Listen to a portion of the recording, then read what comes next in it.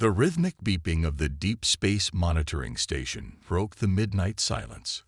Officer Mike Brown sat up straight in his chair, wiping away the tiredness from his eyes. The signal was unlike anything he had seen before. A massive energy spike at the edge of the solar system, just beyond Neptune's orbit.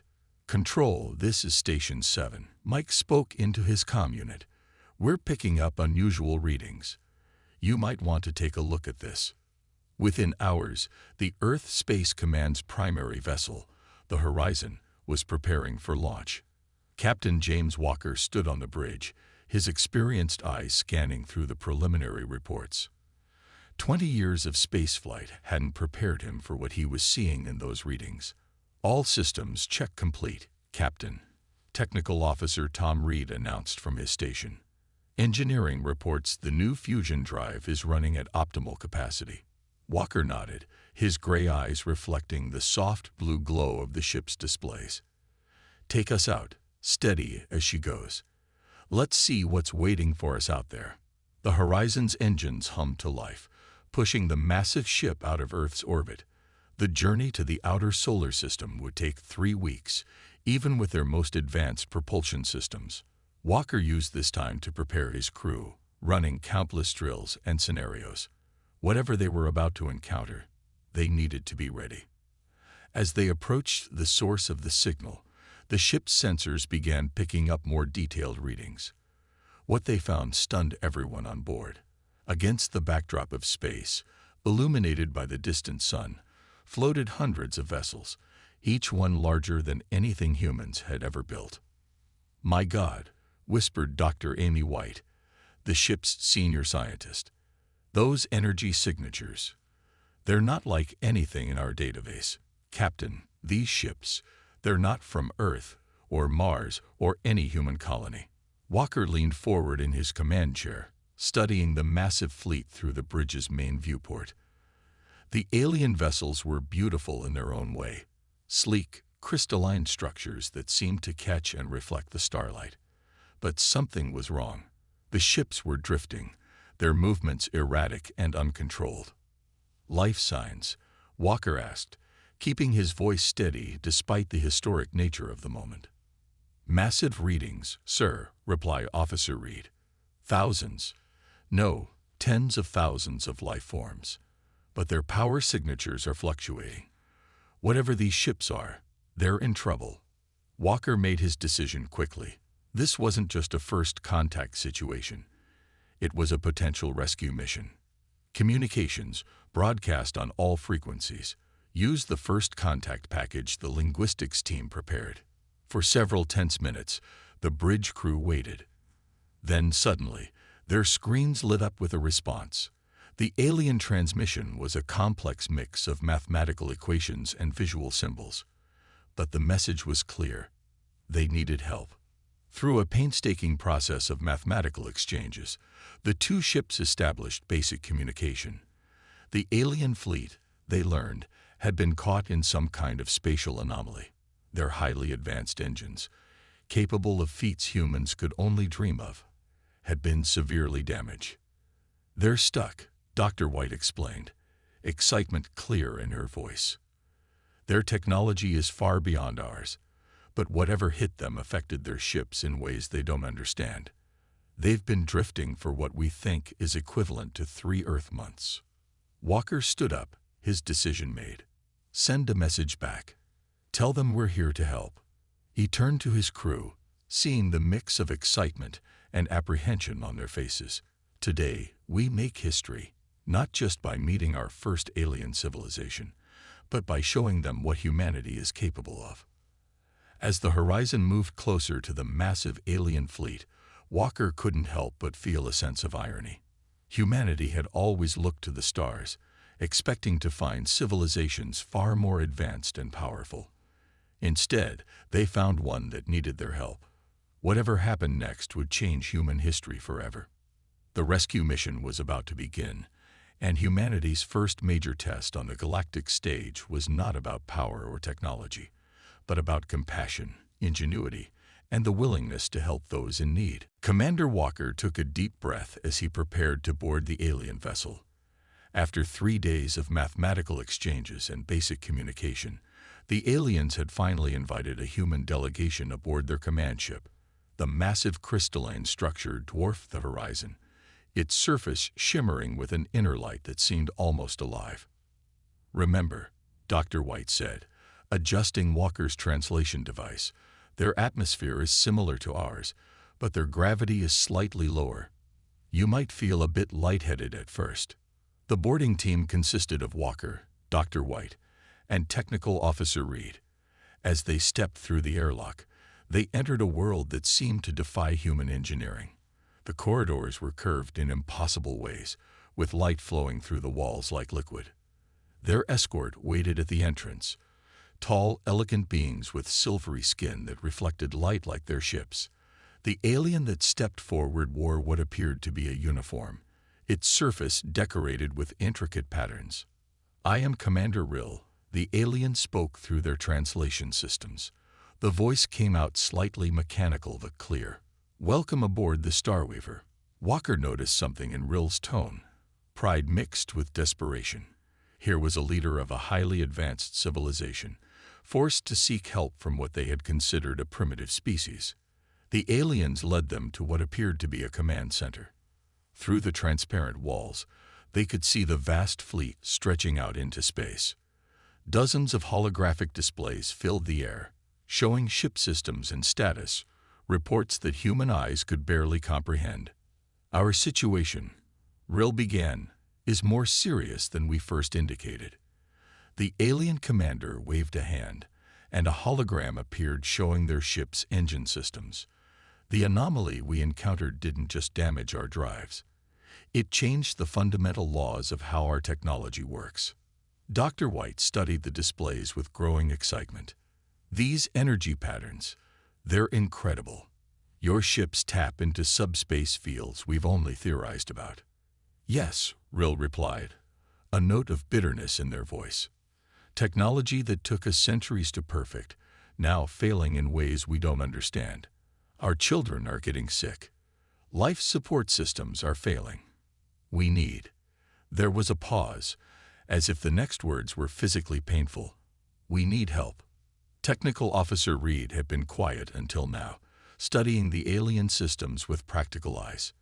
"Your technology might be advanced," he said, "but the basic principles of physics don't change. Maybe we can't fix your fancy subspace drives, but we might be able to rig something that'll get you moving again." The alien engineers in the room made sounds that the translation system interpreted as disbelief. One of them, introduced as Chief Engineer Tal, spoke up. "Your species hasn't even mastered gravity manipulation. How could you possibly help?" Walker stepped forward. "Because sometimes the simplest solution is the best one. We might not have your technology, but we know how to solve problems with what we have. Let us try." Rill studied the humans for a long moment. Through the transparent walls, they could see Earth vessels approaching, more ships responding to the horizon's call for assistance. They were small compared to the alien fleet, but they came anyway, ready to help. "Very well," Rill finally said. "Show us what humans can do." As they began sharing technical data, an alarm suddenly blared through the ship. One of the refugee vessels was experiencing a critical power failure. Walker watched as the alien crew rushed to respond, their movements precise but tinged with fear. "This is exactly what we feared," Rill said, their silver skin pulsing with anxiety. "Our systems are failing faster than we can repair them. We have thousands of civilians on these ships, including many children." Walker looked at his team, seeing the determination in their eyes. They had come seeking first contact, but found something more important.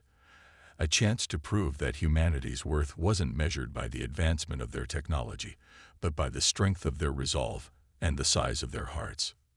"We'll start right away," Walker said firmly. "Earth has already begun preparing emergency shelters on Mars and our lunar bases. We might not be able to fix everything immediately, but we can make sure your people are safe while we work on a solution." The first real steps of cooperation between humans and aliens were about to begin, born not from diplomatic treaties or technological exchange, but from a simple offer of help when it was needed most. Dr. Maria Collins stood in the massive engineering bay of the alien ship Starweaver, her eyes moving between the holographic displays and her simple tablet computer. Around her, human engineers worked alongside their alien counterparts, the two species creating an unusual but effective team. The main problem, she explained to Commander Rill, pointing at a basic diagram she'd drawn, is that your advanced engines expect the laws of physics to work in ways they simply don't anymore. But basic fusion technology might still work. The alien commander watched as human engineers unloaded equipment from their shuttles, tools that must have seemed primitive to their advanced eyes. Welding gear, portable generators, and basic diagnostic equipment filled the bay. These are not elegant solutions, Chief Engineer Tal observed, their silver skin rippling with what the humans had learned was uncertainty. No, Collins agreed with a smile. But they work. Sometimes the best answer is the simple one. The humans had been working for a week now, studying the alien technology and developing plans. What they lacked in advanced knowledge, they made up for with practical thinking and creative solutions. Tom Reed, now working closely with the alien engineering team, called everyone's attention to a test setup they'd created. "Watch this," he said, connecting a human-made power converter to a section of alien technology. The device hummed to life, its crystal structure glowing with renewed energy. "How?" Tal asked, moving closer to inspect the setup. "This shouldn't work. Your technology is too basic." "Basic doesn't mean bad," Reed explained. "Your systems are incredibly advanced, but they're also incredibly complex. By breaking things down to fundamental principles, we can bypass the parts that aren't working anymore." Collins watched as understanding began to spread among the alien engineers. They had been so focused on trying to fix their advanced systems that they hadn't considered rebuilding from the ground up. The work wasn't easy. Humans had to learn alien engineering principles that seemed to defy logic, while the aliens had to accept solutions that must have seemed painfully primitive to them. But slowly, progress was being made. "Look here," Collins said, pointing to a new set of readings.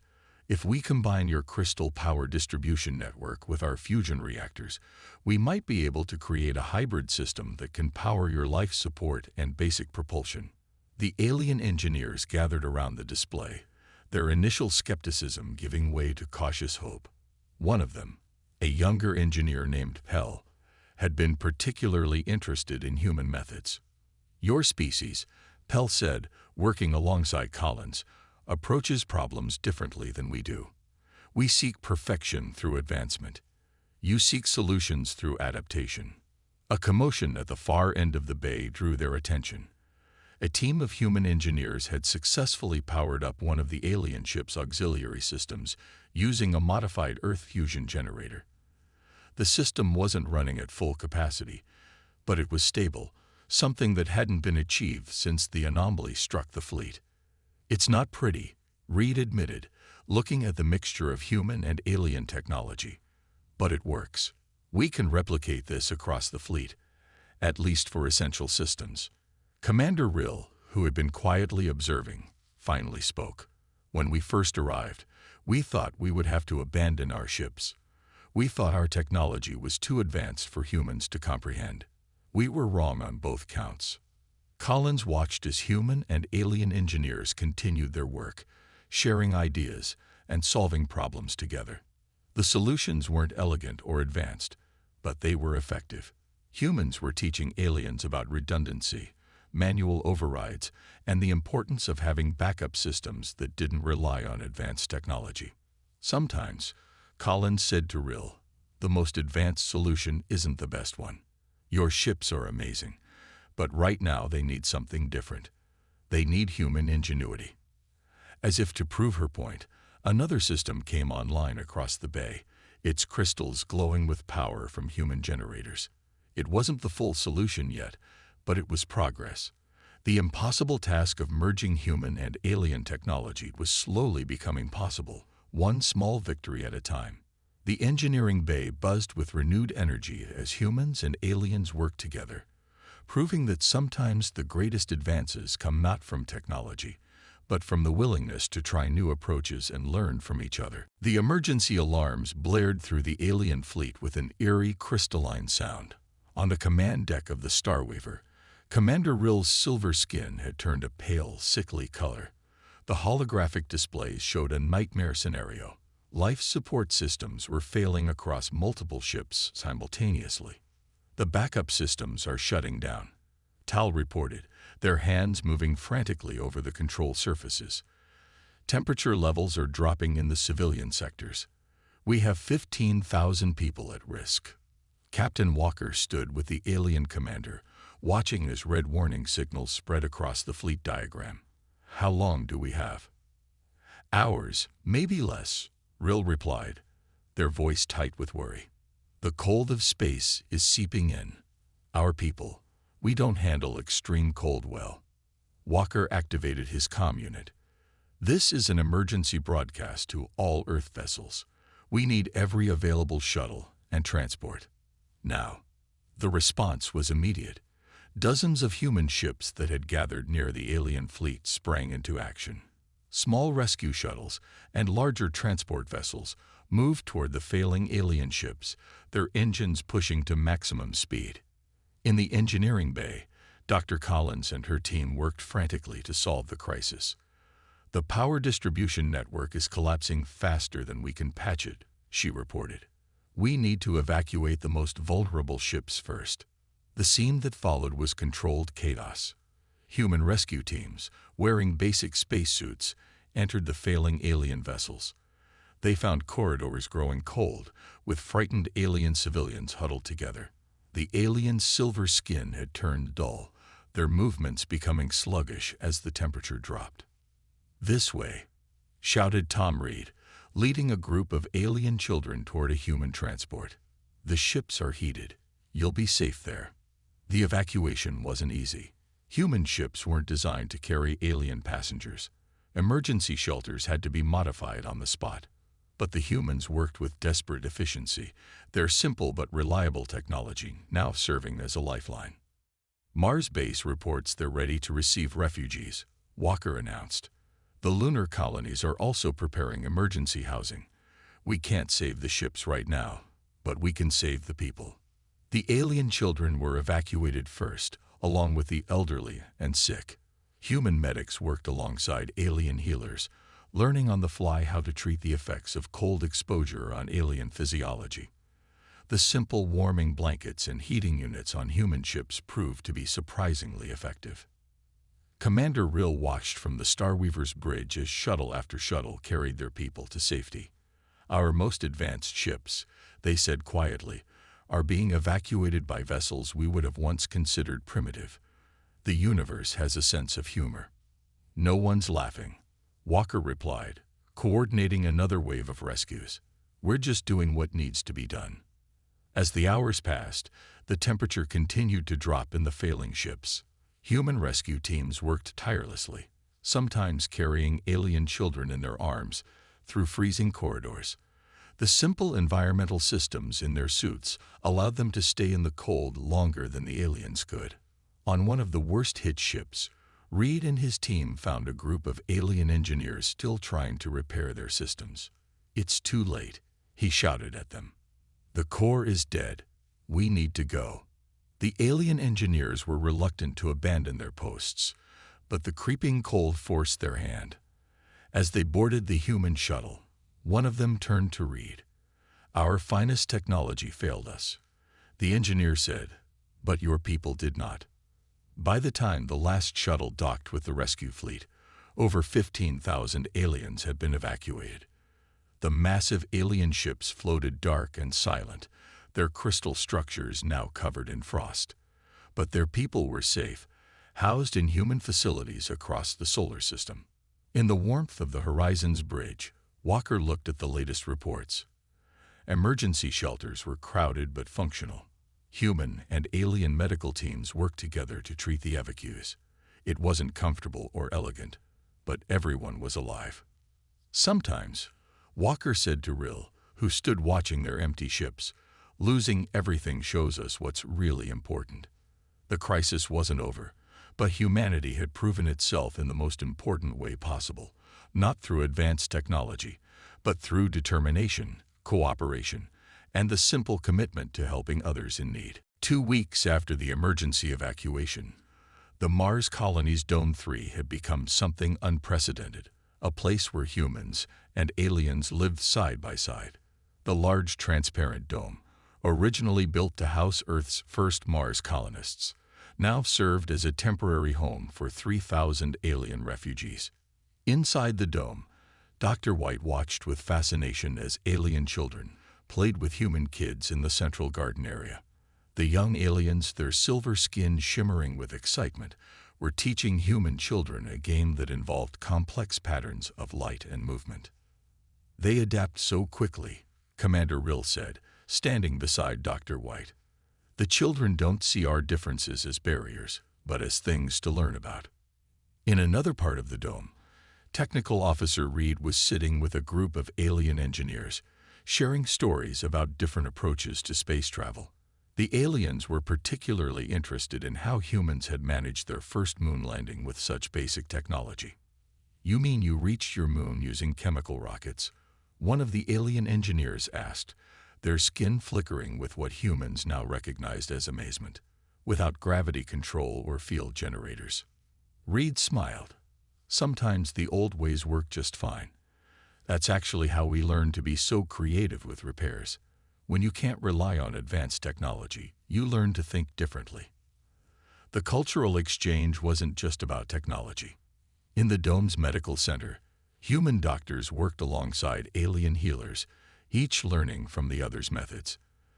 The aliens were amazed by human surgery techniques, while humans studied the aliens' understanding of energy fields in living bodies.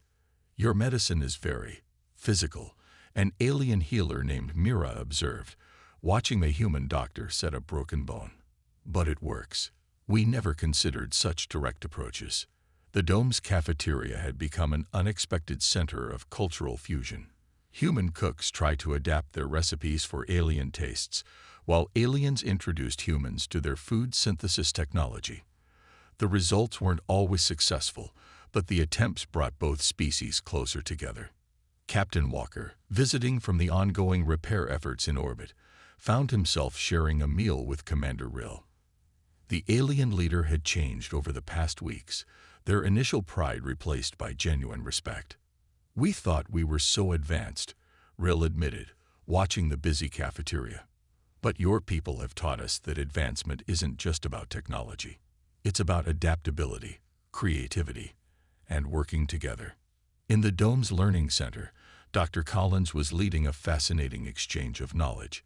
Alien scientists shared their understanding of subspace physics, while humans explained their practical approaches to engineering problems. The combination of alien theory and human practicality was leading to breakthrough ideas. "Look at this," Collins said, pointing to a diagram where human and alien mathematical symbols mixed together. "Your understanding of space-time, combined with our fusion technology, might be the key to getting your ships working again." But perhaps the most meaningful exchanges happened in the simple daily moments. An alien child, struggling to understand human writing, received patient help from a human teacher. A human engineer, confused by alien technology, found an alien friend willing to explain it again and again. In the dome's observation area, looking out over the Martian landscape, Walker found Dr. White making notes on her tablet. "Recording your observations?" he asked. "Every moment," she replied. "This is more than first contact now. We're learning how two completely different species can work together, live together. The aliens are teaching us about the universe, and we're teaching them about resourcefulness and resilience." As the Martian sun set, casting long shadows through the dome, both species gathered for what had become a nightly tradition. Humans shared stories of Earth's history, while aliens created beautiful light displays to tell tales of their own worlds. Children from both species sat together, enchanted by stories of worlds they had never seen. "Perhaps," Commander Rill said to Walker as they watched the storytelling, "this crisis was actually a gift. Without it, we might never have known each other as anything more than distant observers. The dome had become more than a shelter. It was a proving ground for the future, showing that differences in technology and biology meant little compared to the similarities in spirit and the willingness to learn from each other. A month had passed since the emergency evacuation, and the main engineering bay of the Starweaver had transformed into a unique workshop. Human fusion reactors sat next to alien crystal matrices, connected by a web of cables and energy conduits that represented both species' technologies working together. Dr. Collins stood before a large group of human and alien engineers, pointing to a holographic display that showed their latest design. "The key was stopping trying to fix your advanced systems," she explained, "and instead building something new that combines both our technologies." The design showed a hybrid power core, human fusion technology housed within alien crystal frameworks. It wasn't elegant by alien standards, but the test results were promising.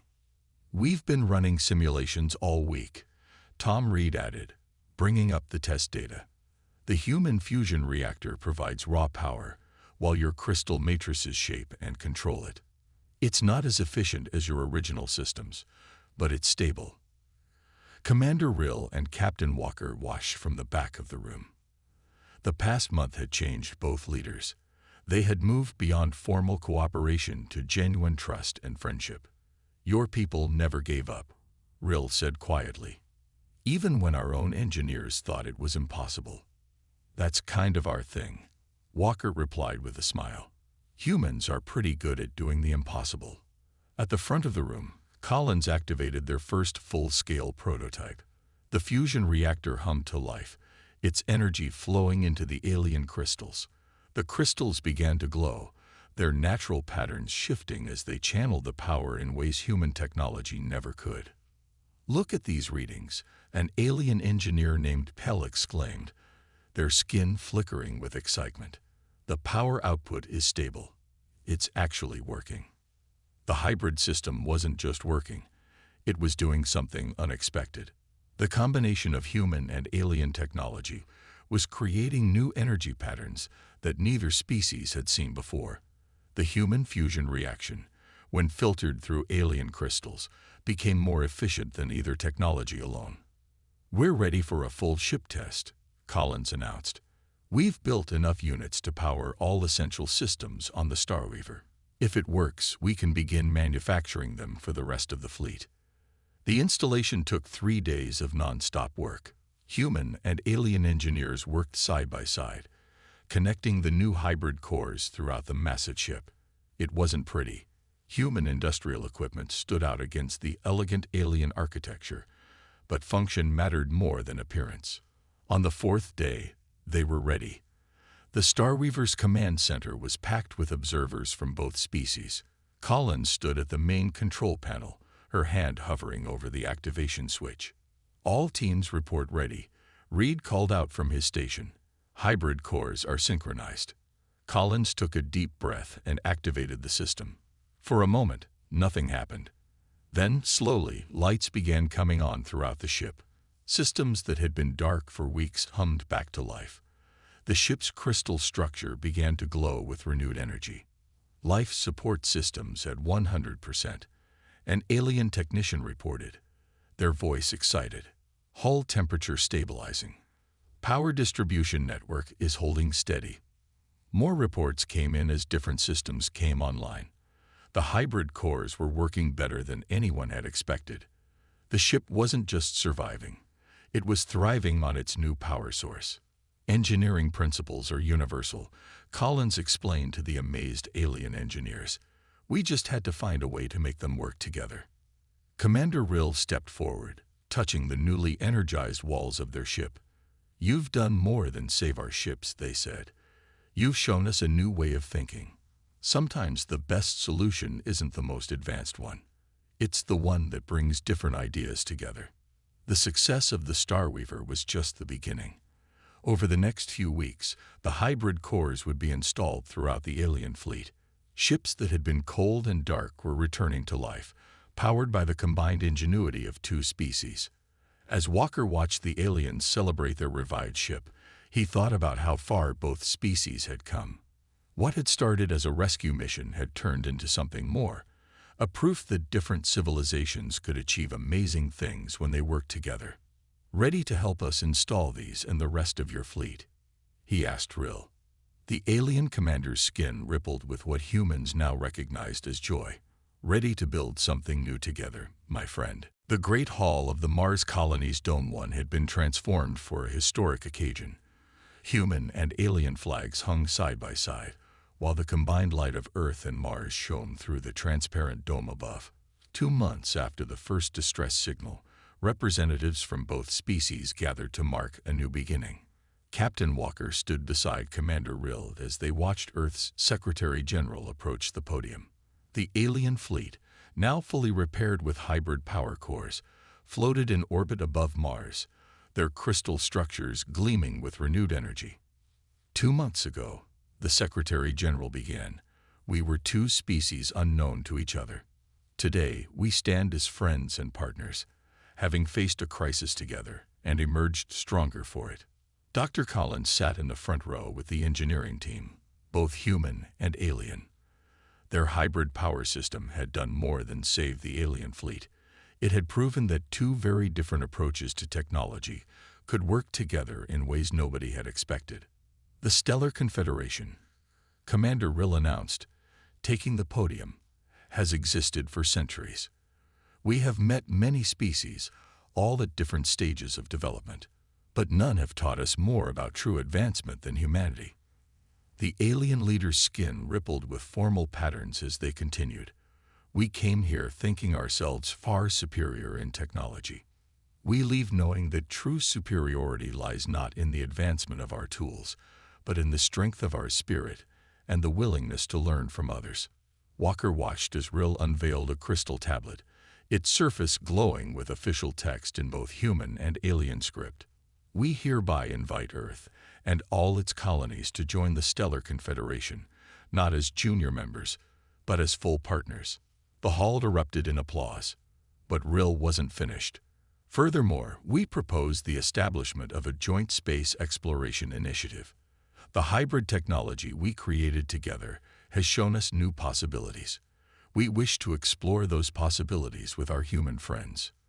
Dr. White, who had spent weeks studying alien culture, smiled as she recognized the formal light patterns rippling through the alien delegate's skin. This wasn't just a diplomatic gesture. It was a genuine expression of respect and friendship. In the crowd, Tom Reed sat with his alien friend Pell. They had worked countless hours together, combining human practical knowledge with alien theoretical understanding. "Think of what we could build together," Pell said, their skin glowing with excitement. "The first joint human-alien space mission launches next month," Reed replied. "I hear they're letting us help design the new ships." The ceremony continued with the signing of various agreements, but the real celebration was in the informal moments afterward. Human children played with alien young ones, their laughter mixing together under the Martian sky. Engineers from both species excitedly discussed future projects. Medical teams shared notes on their combined research. Walker found himself standing with Rill at the dome's observation window, looking out at the Martian landscape. "You know," he said, "when we first picked up your distress signal, we never imagined it would lead to this." "Neither did we," Rill replied. "We thought we were facing our darkest hour. Instead, we found new friends and a new way of thinking. Your people taught us that sometimes the best solutions come from working together, not from advancing alone." As the Earth rose over the Martian horizon, casting a blue glow through the dome, both leaders watched their people mingling together. The alien fleet would soon depart, but they would leave behind something permanent, a bridge between two civilizations that had found each other in a moment of crisis and built something new together. "Safe travels," Walker said to his alien friend, "though I suppose this isn't really goodbye." "No," Rill agreed, their skin glowing warmly. "It's just the beginning. There's an entire galaxy out there, waiting to be explored. And now we can explore it together, combining your practical wisdom with our advanced technology. Think of what we might discover." The celebration continued into the night, but it wasn't just about treaties or technology. It was about two species who had learned that true advancement comes not from standing alone, but from reaching out to help others and being willing to learn from each other. The stars shone brightly through the dome, seeming to promise new adventures ahead. Adventures that would be better because they would be shared by friends who had learned to value their differences and work together.